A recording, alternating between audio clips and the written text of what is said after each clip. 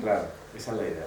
¿Sabes? ¿Puedo decir una cosita? Vale. Cuando hablaste de Robert Gallo Sí. y dijiste que le habían encontrado culpable 2 veces, Sí. yo seguí eso en gran detalle. Lo que pasó fue que le dieron una última tribunal y cambiaron de médicos los jueces a un panel, ¿se dice panel? Sí. A un panel de abogados y lo encontraron inocente.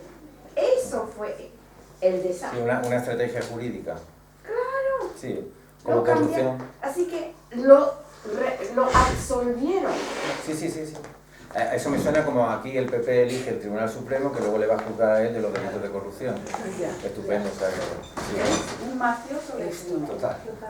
Pues lo que yo te quería decir es que todo bien claro y súper bien, pero que lo que me cuesta a mí ver es pues en las fotografías que, aunque sé que no eres médico, que has enseñado, de ver eso que no entiendo, pues del aislamiento, pues de todas, pues en relación a la última. Yo, por ejemplo, vi pues esa última como llena de cositas, igual Sí. que las otras, igual estaban... Pero es la misma cosa, es la diferencia. A ver, que eran todas iguales. Eran todas iguales. Ah, vale, Cumplían vale, eso es lo una que no misma sabía ver. morfología, una vale. misma característica y tal y cual. Y Claro, eran todas ellas iguales eran lo y las mismo. otras eran distintas. Exacto. Ah, No, vale, vale. claro, eran tan distintos que era una...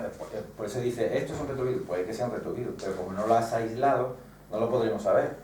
Ah, y por eso y las Y otras porque eran está todas todo iguales. eso, toda esa basurilla que había por ahí, o restos celulares, o otras cosas que había flotando, lo que dice es que no está aislado. Entonces, claro, te pueden decir que es un retrovirus como puede decir que es un gato. Perfecto, ya. Porque eso ya alguna- No, lo que te iba a decir, está bueno tomar ese caso que me contabas y que contaste del HIV negativo como caso cero. Estaría bueno que empiecen a hacerlo, porque ahí uno empieza a derrumbar desde Sus dentro. propios preceptos, claro. Claro. Y ahora total. eso es en 35 minutos. ¿Tú me ibas a decir algo, Pilar?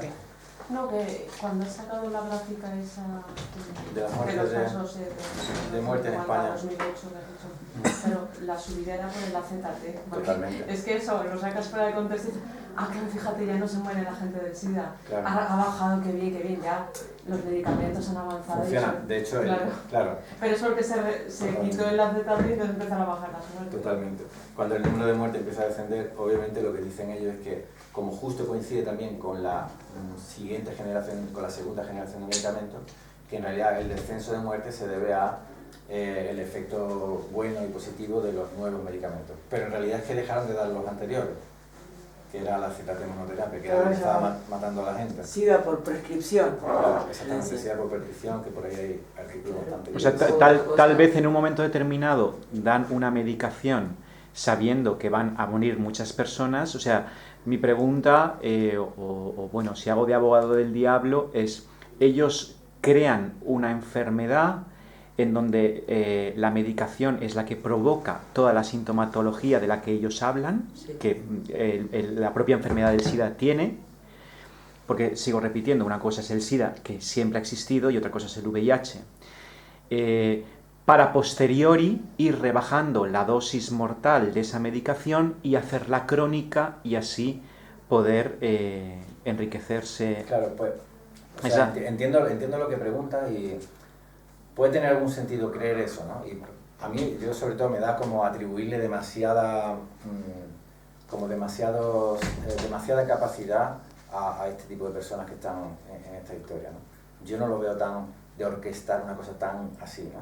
En primer lugar, hay una cosa que es que no comparto, que es ellos no crearon una enfermedad, la enfermedad aparece.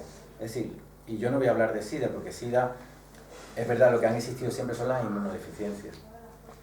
Ya la etiqueta SIDA, pues es la que ellos han inventado, ¿no? Que es agrupar, no sé qué, agrupar enfermedades y tal. Lo que ha existido anteriormente son las inmunodeficiencias. Entonces, en realidad, si hubieran dicho que aquellas inmunodeficiencias eran producidas por la droga que estaban consumiendo aquellas personas en ese momento, pues no hubiera habido nada nuevo. Entonces hubiéramos quedado con más inmunodeficiencia de la que ya conocíamos, que ahora pues puede haber un pico, como ha habido picos de cuando se ha disparado la adicción a la heroína, entonces hay picos, o de cualquier otra cosa, ¿no? Y luego el hecho del medicamento, otra vez lo mismo, porque también el medicamento, ellos estaban haciendo un ensayo clínico, todo apunta bastante mal, ¿no? Y de hecho hay intereses que se cruzan por medio. Yo esto lo veo más como una suerte de cosas que se van encontrando unas a otras en una línea temporal. Entonces, empiezan los homosexuales a tener toda ese tipo de adicción a las drogas o de ese consumo de drogas masivo junto con todo lo demás que produce una inmunodeficiencia. Empiezan a caer enfermos, incluso muertos. Entonces, alguien que andaba por ahí buscando una epidemia, decía, oye, que nos cierran esto, a ver quién encuentra una epidemia. Oye, pues hay un médico que aquí ha reportado 5 casos de homosexuales. Espérate, ¿todos eran homosexuales? Sí, hostia, algo que se contagia sexualmente, una epidemia. Si hubiera dicho, tengo aquí 5 casos de drogadictos, he dicho, bueno, de drogadictos sí, porque toman droga, ¿no? Y ya está. No, hay nada. Pero hubieran encontrado que se transmitía por la jeringa. Le iban a encontrar la causa. Tenían Bueno, que seguir trabajando. Estaban en la intención de buscar una epidemia, pero lo hubieran tenido más difícil porque no era nada nuevo. Pero además como fueron Los drogadictos. abriendo todo, porque ¿quién se iba a preocupar por una enfermedad de gays y de adictos y de negros africanos, haitianos, ¿te acuerdas que eran las 4H y todo? Sí. Que entonces cuando se abrió con los hemofílicos, ya ahí tocaron la gente blanca y de buena familia. Entonces ahí pudieron hacer que todo el mundo se preocupara, se sensibilizara con esto y darle con las campañas y viniera más plata. Sabemos que todo esto es motivado por el dinero. Sí, pero a lo que yo me refiero que cada uno explica, porque en realidad estamos especulando. O sea, podemos encontrar maneras muy diversas de cómo queremos explicar esta historia. Yo la mía personal es que es una suerte de intereses y de situaciones que se encuentran unas con otras y cada uno saca provecho de lo que encuentra. Y los que buscaban una epidemia se encontraban eso y le sacaron provecho y bastante. Porque de repente los CDC eran súper imprescindibles, porque claro, estaba la epidemia que iba a acabar con la población mundial en 20 años. Eso decían las predicciones al principio. Entonces, claro, era una cosa que de ser una agencia que le iban a cerrar porque había cometido unos errores enormes y había producido muchas demandas, indemnizaciones, da igual, que el gobierno tuvo que pagar a muchísima gente por las predicciones que había hecho el CDC, da igual, y por eso lo iban a cerrar, porque era una agencia que era nefasta, era desastrosa, hay que decirlo. Entonces, de repente, se convierte en la agencia que nos va a salvar a todos, porque es solo el control de la epidemia. Claro, entonces, por ahí se empiezan con eso. Luego las farmacéuticas, que están como con los oídos, tienen oídos por todos sitios, dicen, que hay un campo nuevo de mercado. Pues lo aprovecho yo, claro que sí. ¿Qué es lo que necesita? ¿Algo para la inmunodeficiencia? Ya te doy yo por aquí, toma. ¿Sabes? Porque todo el mundo saca beneficio de lo que encuentra en el camino. Yo no creo que la cosa sea tan orquestada, sí, inicialmente pensada y tal, todo eso. Un poco como tú decías anteriormente, realmente todo esto se crea porque hay alguien que lo demanda. Sí. ¿No? Sí, claro, existe por la necesidad. No, pero no solamente se crea, todo esto continúa siendo porque alguien lo demanda. Un tema que hoy estamos aquí hablando, porque todos, y además ahí yo quiero ser honesto y con toda la autocrítica que me tenga que hacer, de decir que todo esto no funcionaría, nada de esto hubiera funcionado, ni aquel entonces, ni estaría funcionando ahora, sin nuestra colaboración activa. Es decir, nosotros somos colaboradores, nosotros me refiero a las personas diagnosticadas, me refiero a todo el que se ha cruzado por esta historia, somos colaboradores necesarios, sobre todo los que toman la medicación y se creen la historia. Porque tú eres un colaborador necesario. Por más terrible criminal que hubiera planeado todo esto y tal y cual, si yo voy y no me lo creo, si yo voy y no le compro el medicamento, si yo voy y tengo algo, me trato con otro médico que no tenga esa visión, pues entonces no llegan a nada. Esa misma proyección ocurrió con la gripe A. Con la gripe A tenían grandes expectativas, muchas, de verdad, y tenían la intención de crear una epidemia a nivel global. Se quedó en nada. ¿Por qué? La gente reaccionó rápido. No había grupos, eran todos. Aquí somos los gays y tal, pues entonces como ya no le damos mucha bola, o es una cosa de ellos, o de repente se sube la homofobia y todo eso, ¿no?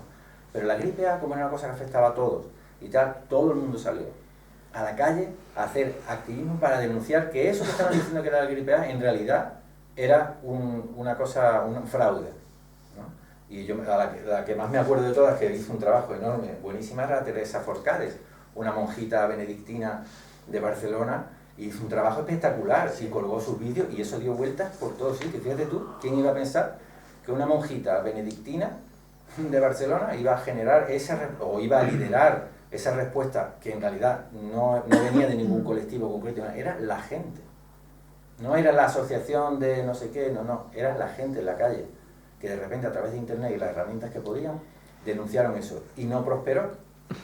Aquí la historia está que como al principio eran los gays y tal y cual, y como ya vivimos en una sociedad que ya es homófoba, porque hay que decirlo también, Por el estigma. que es homófoba, que estigmatiza no solamente a los maricones, también a los drogadictos y todo esto. Entonces, en realidad, incluso mucha gente salían a la calle y hay manifestaciones en Estados Unidos de gente con pancarta diciendo Dios quiere que ustedes no estéis porque sois maricones y drogadictos, ¿no? Y eso existe también, y eso hay que hablarlo también. Bueno, esa es parte de la sociedad en la que vivimos. Entonces, por eso, en realidad, coló muy bien esta historia. Tal vez si esta historia del VIH-Sida hubiese aparecido ahora, el hecho de que existan otros canales de comunicación que no simplemente lo que el imperialismo no quiere meter por la televisión o por la prensa, hubiera cambiado, tú que hubiera sido distinto. No, porque vuelvo a lo mismo, los colaboradores necesarios de todo lo ocurrido somos nosotros. Si en este momento seguimos siendo colaboradores necesarios, o sea, si actuamos como colaboradores necesarios, ¿no? Si activamente colaboramos con ellos en su pretensión, obviamente va a prosperar. Es decir, aquí la cuestión no solamente coló muy bien toda esa teoría infecciosa porque la gente era homófoba y no sé qué, y de cuál era una cosa de ello y todo esto. No. Además es porque el colectivo más afectado de todos, que era el de los homosexuales, prefería esa teoría infecciosa a la tóxica. Porque la tóxica se tenía que replantear cómo había vivido esos años, se tenía que hacer una autocrítica bastante gorda. Te responsabilizas. Claro. Entonces se te tienes que responsabilizar, que eso generalmente no se hace fácilmente, cuesta trabajo. Y sin embargo prefirieron la infecciosa porque les liberaba de alguna manera de su responsabilidad, les liberaba de todo, porque alguien había traído un virus de África y entonces ¿sabes? Y mala suerte que no hemos cruzado con este y me lo contagió y tal cual, pero no tengo nada que revisarme porque ha sido mala suerte. Entonces, esa es la gran diferencia, y por ahí fue aceptada muy bien la teoría por parte del colectivo homosexual. Fue muy bien aceptada. Y sigue aceptada y sigue muy bien aceptada, porque ellos siguen claro, por eso digo que estamos condenados a volver a repetir esta crisis sanitaria. Porque ellos siguen la misma, y ahora ya se han inventado el chemsex, que era más o menos las fiestas, macrofiestas que eran entonces, que tenían el sentido de que, bueno, estaban celebrando la liberación gay. Bien, ¿sabes? O sea, bien en el sentido de la celebración, ¿no? Hoy en día es sencillamente porque, por una cuestión lúdica, quiero pasármelo bien, y ahora se inventan esta nueva forma de interactuar y de relacionarse, que es el chemsex, que es muchas horas tomando diferentes tipos de drogas, y teniendo prácticas sexuales de todo tipo. De todo tipo digo porque muchas veces las propias personas que participan en esas fiestas, por lo que a mí me han dicho, porque yo no he participado en ninguna, llega un momento que no tienes conciencia de todo lo que ha pasado, o sea que te tienen que contar cosas igual porque tú has perdido en algún momento el hilo de la historia. Entonces imagínate en qué situación. Pero bueno, si tomas PrEP no hay ningún problema. Claro, según dicen, no, al contrario. Ellos creen que no, o sea, los homosexuales que están en ese tipo de prácticas están usando la PrEP porque creen que como es un medicamento que dicen que es preventivo, pues entonces aunque yo sea VIH negativo y voy a estar en un sitio y como voy a follar y no sé si van a poner condón o no se lo van a poner, o la persona con la que voy a follar, porque yo ya no sé ni dónde estoy, sé si es positiva o no, o sea, yo me tomo la PrEP y ya no me tengo que meter en toda esa, que sería más responsable, decir, bueno, voy a ver con quién me voy a acostar, o voy a ver con quién voy a follar, o lo que sea. Sin embargo, tomar la PrEP es como no tengo que entrar en todo eso, porque como voy a tomar la PrEP, ¿qué me puede pasar? Si lo peor es el VIH y yo ya me tomo la PrEP, estoy salvado. Pero los que han fabricado la PrEP dicen en su prospecto que la PrEP solo vale si usas condón. Entonces allá se cae la historia, porque entonces dice, bueno, pero entonces, que lo que yo me cuestiono, la crítica que tú le puedes hacer a la PrEP es, si para que sea efectivo un tratamiento preventivo tengo que usar preservativo, que ya es otro tratamiento preventivo, pues entonces me quedo con el preservativo. Y me ahorro tomar antirretrovirales, que es lo más químico, lo más tóxico que hay. Que es lo mismo. Otra cosa que quería preguntarte, o qué piensas tú al respecto, ¿no? O sea, sí que es cierto que desde que aparece el VIH aparece como una cultura, entre comillas, de la educación, sobre todo dirigido a un colectivo como puede ser el colectivo gay. Pero yo una de las preguntas que me he hecho en toda esta historia, yo tengo muchísimos amigos heterosexuales que en sus relaciones no utilizan preservativo. Entonces, a mí las estadísticas se me venían abajo, porque realmente quien está condicionado en gran medida a hacerse las pruebas del VIH, pues son los colectivos de riesgo, pero no el colectivo heterosexual. Entonces, si nos pusiésemos en medir qué hay detrás del colectivo heterosexual, pues lo más seguro es que muchísimos estén infectados de VIH y que mueran infectados de VIH, incluso de SIDA, sin saberlo. Porque dentro del colectivo heterosexual el uso de preservativo no es algo habitual. Entonces, ¿qué ocurre en todo esto? ¿No? ¿Qué nos están vendiendo o qué realmente no queremos ver? Bueno, eso es intentar explicar o abrir posibles teorías a partir de lo que ellos dicen. Claro, entonces tú dices, si la prueba del VIH yo soy diagnosticado porque pertenezco a un grupo de riesgo, entonces ¿por qué no se lo hacen a los heterosexuales? ¿O qué pasaría si los heterosexuales se lo hicieran? Pero bueno, eso no va a pasar, porque es algo que ya desde el 2008, como dijeron la OMS, ya la amenaza de la epidemia en el mundo heterosexual se había terminado. No, igual quiero aclarar, nadie se muere de VIH. Eso, nadie se muere por el VIH. Sí, puede tener complicaciones de la inmunodeficiencia por otras causas. Y que no se lo hacen, mucha gente se lo hace. Y yo ahí cuestiono cuando me dicen, no, yo me hago la prueba, ¿para qué te la haces? No, porque quiero saber. A ver, te da. Y de ahí empiezo a hablar de los falsos positivos, todos los riesgos que corre haciéndosela. ¿Y qué vas a hacer si te da positivo? A ver, ¿estás preparado para...? Porque no es... La propaganda es que sí, al menos allá en Argentina hay que hacérsela, cuanto más se lo hacen todo el mundo, por más que digan en el 2008, la historia es cuanto más gente se la haga mejor, pero porque ni bien te enterás, tenés que empezar a tomar la medicación. Creo que lo que apuntaba, en realidad, que yo estoy de acuerdo, es que la proporción en el caso de los homosexuales es mucho mayor. Es mucho mayor. Claro, te están diciendo que si tú eres un grupo de riesgo, cada 3 o cada 6 meses te las tienes que hacer. Es más, si tú te las haces de forma habitual y pasan 3 años en donde no te las haces, lo más seguro es que cuando vayas te encuentres con un positivo.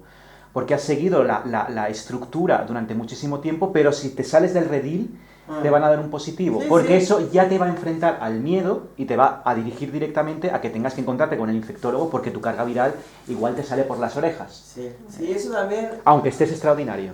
Claro, eso también hay que tener en cuenta, cómo se manejan los resultados de laboratorio.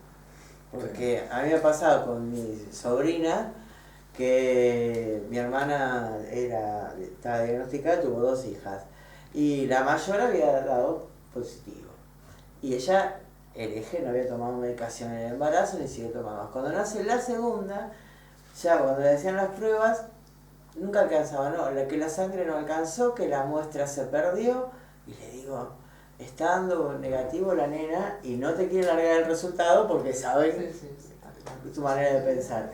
Como fuimos a otro hospital, le digo, pasé la prueba acá. Y dio negativo. No me digas. Sí. Qué interesante. Sí, negaban el resultado. Y sabes que a Raquel Sanz, que ustedes han visto en el Positive Health, sus 2 hijas nacieron positivas, pero después de 18 meses ya habrán perdido eso, pero nunca se han dado la prueba. Porque no quería Raquel que ellas entren en la zona del SIDA. Claro, pero en realidad tiene todo el sentido. Porque hablamos como si, bueno, pues entonces, si ya no, bueno, ¿cómo saben en primer lugar que no son VIH negativos? Pues a los 18 meses se lo convirtieron a negativo. Pero entonces habrá hecho la prueba a los 18 meses. Sí, tienes razón, yo creo que sí. Sí, No me acuerdo bien. Claro, naturalmente. Sí, pero luego, en cualquier caso, lo mejor sería, a menos que apareciera algo clínico, no una cosa de laboratorio, sino alguna manifestación clínica de algún síntoma, mientras no apareciera eso, es como, mejor no te hagas la prueba nunca, porque el grado de inespecificidad y de poca fiabilidad de la prueba ya dice que en cualquier situación tú puedes dar 3 veces positivo y luego dar negativo. Sí. Ese quizás es menos probable, o sea, menos frecuente, pero mucha gente lo ha pasado. También al contrario, que haya dado negativo y luego positivo y luego negativo otra vez, como le ha pasado a Christine McGurry, a Tommy Morrison, el boxeador estadounidense, que dio 11 veces negativo después de haber dado positivo. O sea, le destrozaron la vida también, es decir, que yo lo mejor nunca me haría la prueba. No, que ahora supongo que Manolo va a tocar el tema de las embarazadas, que es un tema... Vale, hay 2 manos levantadas, que es Elena y ahora Sasa. Vale, yo quería comentar una cosa. La voluntariedad en hacerse la prueba del VIH no la tengo tan clara. Os cuento el caso particular de mi padre. Mi padre pues ha sido casi alcohólico y tuvo varios ictus cerebrales que no conocidos, pero sí porque se caía en la calle. En una de las ocasiones que le lleva el SAMUR al hospital, pues le hacen las analíticas y demás, y cuando yo veo las analíticas veo que le han hecho la prueba del VIH, sin pedirle, porque él no estaba ni consciente ni nada, sino que yo lo veo a posteriori. Dio negativo, pero yo me pregunto, entonces, ¿ahora qué pasa? Claro, es que es diferente cuando tú apareces en una urgencia en el hospital y no estás consciente. El médico puede tomar decisiones sobre tu salud, por mirar por tu salud, o sea, para mejorar, o sea, para cuidarte, teniendo en cuenta tu salud, y puede tomar decisiones libremente porque no hay nadie que le acompañe que pueda tomar decisiones por la persona y la persona no es consciente. Y el médico está obligado a tomar decisiones por el juramento hipocrático. Claro, pero O sea, no le cambia el no sé, diagnóstico pero él no si es estaba en la positivo o calle, negativo porque- en ese caso. Claro, nosotros acudimos enseguida Pero- en cuanto nos enteramos al hospital. Sí. ¿Sabes? No O sea, es que no- viviera en la calle nada, sino que se marearon en el autobús y llamaron al SAMUR Sí. y nos llaman que está en el hospital. Claro, pero Y cuando yo usted llegaste ya le habrían sacado sangre. Claro. Ya está, pero Claro. no está justificado porque no cambiaría Pero la... vamos a ver, esto es un la criterio actitud. médico. Yo no No, me eso quiero, sí. tú eres médico, pero yo no me quiero meter en cómo otros médicos tienen, porque entonces estamos hablando que ese médico que tiene un paciente allí que le pasa algo y igual el médico no sabe lo que le pasa y no sabe por dónde mirar o lo que sea, ¿vale? Me estáis diciendo que se tiene que esperar a que venga su familia para ver qué decisión toma. Pues entonces el médico, por eso digo que el juramento hipocrático le hace responsable a él de lo que le pase a ese paciente que ha aparecido en su clínica. Entonces el médico, con un criterio, en principio, o sea, yo le presupongo, con un criterio de mirando por la salud de la persona, lo que hace es las pruebas que considere él que le tenga que hacer. Podemos luego discutir si cabía o no una prueba de VIH, tenía sentido pedirla según el aspecto o el caso que había aparecido. Puede ser discutible, pero tú no le puedes decir al médico que ha tomado una decisión, ¿sabes? Porque la podía tomar. Es así. No, pero sí le pueden Y luego- discutir. A mí Y me yo parece te- súper complicado, no sé. Y luego también decir que siempre, y yo desde entonces siempre con todo, no solamente con el tema del VIH, es siempre que a mí me van a hacer analíticas, me lo tienen que decir, yo no pongo el brazo para que me saquen sangre, si no me ha dicho claramente qué prueba me van a hacer, qué es lo que me van a buscar en mi sangre, y soy yo quien digo eso no, eso sí, y esto va por aquí, esto va por allí, porque es un derecho que tenemos los pacientes, ¿vale? Esto está protegido por la ley. O sea, la ley nos ampara a los pacientes para decidir qué hacemos con Claro, nuestro pero tú cuerpo. hablas de estando consciente, pero yo imagino Claro. que si mi padre había tenido un ictus cerebral porque Sí. se cayó, que es lo Sí, que pero me más dijo allá, la doctora, más allá del caso de tu llega padre. ya al hospital y de pronto Sí. pues pues que le hacen la analítica y Claro. yo cuando voy a verle pues lo encuentro en un box o la sala de espera donde sea porque la han... Y luego Yo- veo que de las pruebas que Pero te digo que ese, en el de los informe, casos, que le han hecho el VIH. pero de los casos que podamos encontrar, ese para mí sería el más claro que el médico actuó de manera correcta. Porque él es su criterio. O Entonces, sea, que tenía derecho. y es muy fácil que otro médico que no estaba allí con su paciente y que no va a tener la responsabilidad, Es lógico. ¿sabes? Diga que en realidad no se la debería haber hecho, pero tú no estabas allí, estaba ese médico allí. Y él era el responsable de lo que le pasara a ese paciente. Entonces yo quiero reservar ese... Claro, eso pertenece a la responsabilidad de la persona. Pero digo que nosotros normalmente de manera muy entregada y de manera muy pasiva dejamos que los médicos nos hagan todo y no dicen, vamos a hacer analítica, no, pero ¿qué es la analítica? ¿Y esto qué significa? ¿Y qué significa esto? Y me lo tiene que explicar, y me lo tiene que explicar en un lenguaje que yo pueda entender. Esto dice la ley. La ley dice que el médico está obligado a toda acción que haga con su paciente, le tiene que comunicar, le tiene que informar y además tiene que tener el consentimiento del paciente para lo que vaya a hacer y además cuando se lo explique el informe, se lo tiene que hacer en un lenguaje que sea comprensible por el paciente. O sea, que tampoco me puede venir y me suelta un tecnicismo. No, a mí me explica bien qué es esto. Y ya está. Y si se enoja porque se tiene que tomar más tiempo, lo siento. Yo lo he hecho y es verdad que hay veces que recibes reacciones muy adversas, ¿no? O mosqueos, gente que se enfada, pero me da igual. O sea, yo una vez entré en un hospital porque tenía una hemorragia digestiva, precisamente porque tomé anticoagulantes y tuve un problema y tuve una hemorragia digestiva, que no tenía nada que ver con el VIH, con el SIDA, y todos mis parámetros estaban muy bien, o sea, porque ya se preocuparon de aparecer por allí para hacerme el CD4. Uy, igual ahora tenemos suerte y ya le pillamos en caída, ¿no? Pues no, todos los parámetros dieron bien. El caso es que yo estaba con una hemorragia digestiva y yo en ese momento que no quería tomar nada de azúcar ni nada por una decisión mía personal, que es no tengo que discutir con nadie, me van a poner un suero. Y yo sí, no controlo mucho de medicina, pero hay algo sí. Y de lo que a mí me pasaba, que me pusieran un suero glucosalino o un suero fisiológico, no había ninguna diferencia. Y entonces yo le dije que no me pusieran el glucosalino. Y me dice la enfermera, ¿pero cómo? Si el médico lo ha puesto aquí, bueno, pues dile al médico que no, que me ponga un fisiológico normal. No, pero eso, bueno, el médico va a venir, bueno, pues que venga el médico, me da igual. Y vino el médico y quería discutir conmigo. Digo, oiga, perdona, estoy aquí en la cama, estoy en observación porque me ha pasado algo, ¿sabes? Relájese y a mí no me hable en ese tono. Y le digo que si quiere me pone el fisiológico y si no, pues ahora te voy a traer un papel, me tienes que firmar, pues traiga usted el papel y yo se lo firmo y me deja tranquilo, ¿sabes? Me recuerda mucho a... O sea, hasta ese punto uno tiene que llegar porque uno tiene que formar parte activa. O sea, lo primero es hacer lo posible para no ir nunca a un hospital. Es el paso uno, o sea, vivir una vida lo más saludable posible y nunca necesitar eso. Pero si un día por cualquier cosa vamos, y yo también voy cuando me pasa algo y ya he agotado mis recursos o es algo que me duele o lo que sea, pues yo voy también. No niego la medicina alopática. Pero cuando yo voy, yo tengo que conocer el escenario y lo que allí se maneja, para no pensar, no ir ingenuamente. Entonces yo cuando voy allí quiero saber todas las cosas y como sé que todos estos protocolos que muchas veces no tienen nada que ver con mirar por la salud de las personas, yo quiero saber todo. Y por eso digo, tenemos que tener cuidado cuando lo pidan. No hay ninguna obligatoriedad ni de ninguna prueba ni de ninguna vacuna en España a día de hoy. Lo digo por... Manuel. Sí, porque quedan 10 minutos para la 1. Entonces, si queréis, tendremos que modificar un poco la estructura. Conectamos con Manuel, dejamos 5 minutos y a la 1 empezamos con él y luego si queréis, Manuel que esté a 1 hora y luego de 2 a 3 si queréis que haga la ponencia. Claro.